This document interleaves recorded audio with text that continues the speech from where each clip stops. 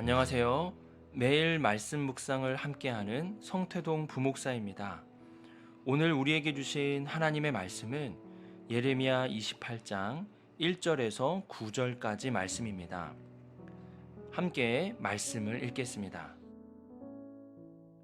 그해 곧 유다 왕 시드기야가 다스리기 시작한 지 4년 다섯째 달, 기브온 아술의 아들 선지자 하나냐가 여호와의 성전에서 제사장들과 모든 백성이 보는 앞에서 내게 말하여 이르되, 만군의 여호와 이스라엘의 하나님이 이같이 일러 말씀하시기를, 내가 바벨론의 왕의 멍에를 꺾었느니라.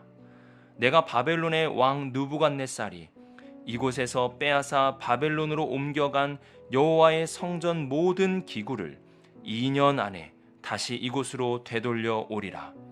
내가 또 유다의 왕 여호야김의 아들 여고니아와 바벨론으로 간 유다 모든 포로를 다시 이곳으로 돌아오게 하리니, 이는 내가 바벨론의 왕의 멍에를 꺾을 것임이라.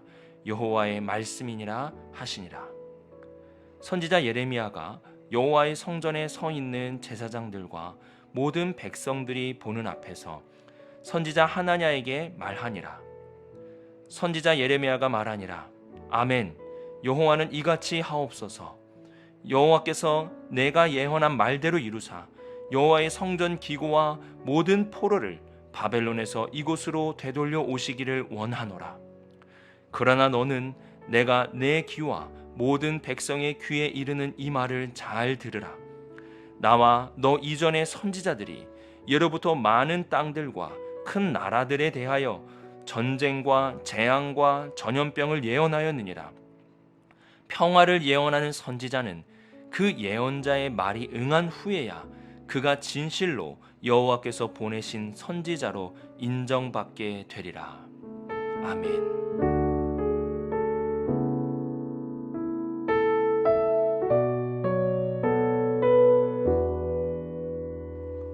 오늘 말씀에는 예레미야와 하나냐라는 두 선지자의 대결이 나타나고 있습니다. 우리는 오늘 말씀을 살펴보기에 앞서서 당시 선지자의 역할이 무엇인지에 대해 알아야 합니다. 보통 선지자, 예언자라고 한다면 미래의 일을 알려주는 사람이라고 생각을 합니다.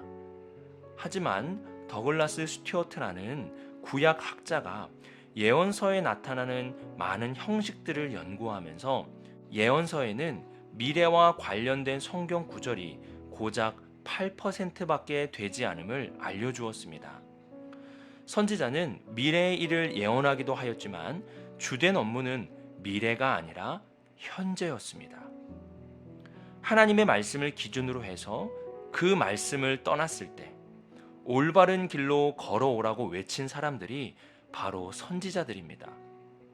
그래서 선지자들은 잘 살고 있을 때, 잘 하고 있을 때 부름을 받는 것이 아니라 주로 문제가 있을 때, 하나님의 말씀에 비추어 잘못된 길을 걸어갈 때 부름을 받게 됩니다. 1절 말씀을 보시면 하나냐와 예레미야의 대결이 일어난 시점을 알려줍니다.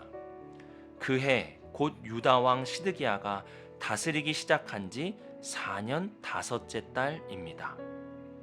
이때는 바벨론에 이스라엘 사람들이 포로로 끌려간 지 약 4년이 지난 후입니다. 처음에는 바벨론의 무시무시한 힘에 의하여 패배하였지만 시간이 흐르면서 주변의 국가들과 함께 바벨론의 멍에에서 벗어날 대책을 세우게 됩니다. 유다의 분위기도 점점 바벨론으로부터 벗어날 수 있으리라는 희망이 타오르게 되었습니다. 바로 그때에 하나냐가 여호와의 성전에서 제사장들과 모든 백성이 보는 앞에서 외쳤습니다. 2절을 보시면 하나냐는 이스라엘의 하나님께서 바벨론의 왕의 멍에를 꺾었느니라고 말했습니다. 여기서 중요한 부분은 꺾을 것이다가 아니라 꺾었다는 것입니다. 이는 하나냐의 확신적인 모습을 보여줍니다. 그리고 3절을 보시면 느부갓네살이 이곳에서 빼앗아 바벨론으로 옮겨간 여호와의 성전 모든 기구를 2년 안에 다시 이곳으로 되돌려 오리라고 말합니다. 2년이면 되돌아온다는 것입니다. 또한 4절을 보시면 하나냐는 모든 포로들도 그 기간에 다 돌아오게 된다고 말하면서 바벨론의 왕의 멍에에서 우리가 곧 벗어날 수 있다고 외쳤습니다. 우리는 이전에 살펴본 예레미야의 예언과 하나냐의 예언이 너무나 다르다는 것을 알 수 있습니다. 이 둘을 비교한다면 하나냐는 포로의 시간이 지금부터 2년이라고 한정지었습니다. 하지만 예레미야는 70년을 말했습니다.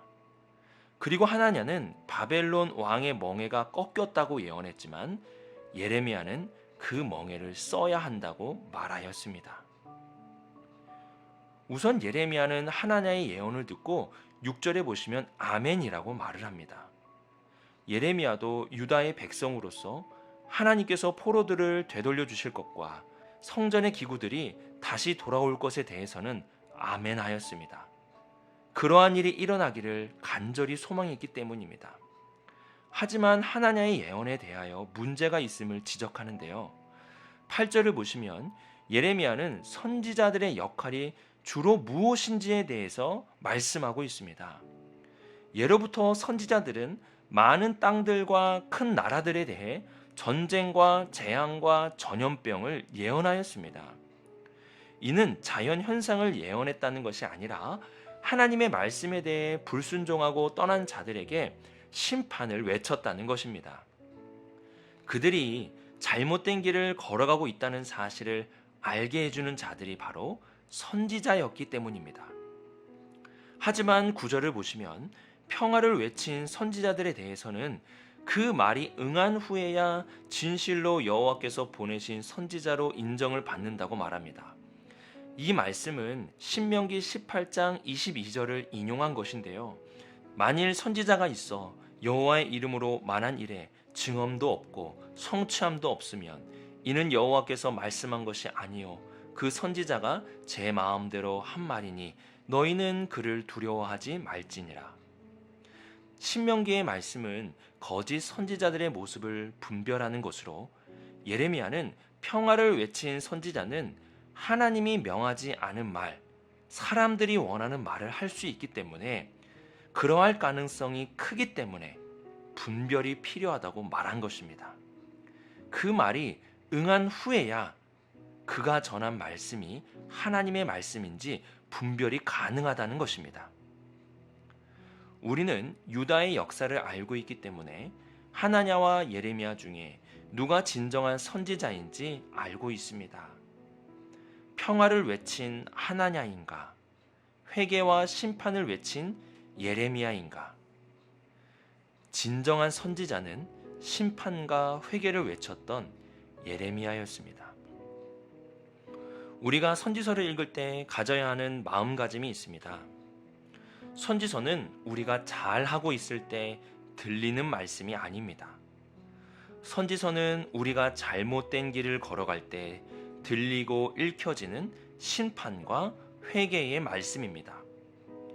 내가 틀리지 않고 올바른 길을 걸어가고 있다면 선지서의 말씀은 우리에게 필요하지 않습니다. 예레미야서는 우리들에게 너는 지금 잘하고 있다. 아무 문제가 없다고 말씀하지 않습니다. 오히려 이 말씀은 우리가 틀렸다는 사실, 그리고 주님의 길을 지금 이탈하고 있다는 사실을 알려줍니다. 하나님의 말씀 앞에 나는 올바른 길을 잘 걸어가고 있습니까? 내가 지금 잘못 걸어가고 있는 것이 있다면 그것은 무엇입니까? 지금 내 마음속에 떠오르는 죄와 불순종은 무엇입니까? 하나님은 예레미야의 외침을 통해 우리의 잘못을 알게 하시고 올바른 길로 돌아오길 원하십니다. 하나냐의 말이 아닌 심판과 회개를 전한 예레미야의 외침이 들려지길 바랍니다. 그래서 오늘 하루도 나는 잘 걷고 있다는 자만심이 아닌 틀릴 수 있고 잘못 걸어가고 있기에 하나님의 말씀을 듣고 회개해야 하는 겸손한 하나님의 백성으로 살아가길 소망합니다.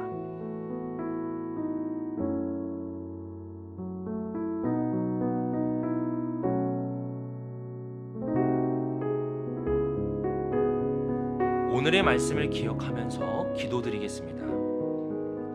잘 걷고 있다는 자만심이 아닌 나의 죄를 볼 수 있는 겸손한 마음을 주옵소서. 하나님의 말씀을 중심으로 올바른 길을 걸어가게 하소서. 우리 이러한 기도의 제목을 가지고 함께 기도드리겠습니다.